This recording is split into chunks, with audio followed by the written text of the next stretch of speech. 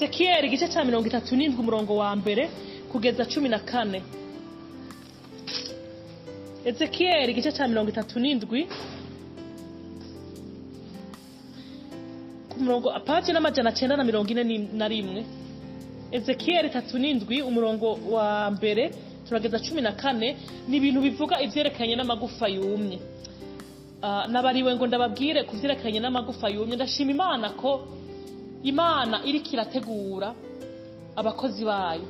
Imana yari yarambwiye ngo iri kirategura abakozi bo mwibanga, abantu umuntu atarazi, itangura kubahishura ari abankujya mu mama.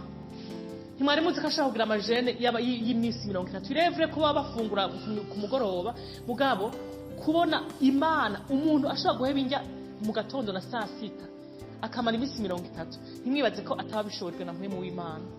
Mugabo kandi mwibuke ko n'abadayimoni nabo nyene bisonzesha, bakisonzesha bagomba gukora ikibi na ikomeye.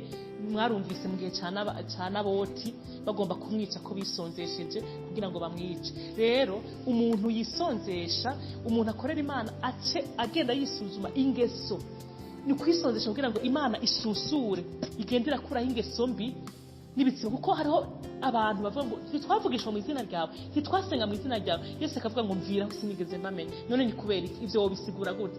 Kwera abantu basenga akisonzesha, mbwa akisonzesha ni byaha byahora bimutsinda bikamara ibya bindi nyene. Ariko twisonzeshe twongera duhinduka kugira ngo nkuko Imana yamubwiye by'ukuri umugeni wa Kristo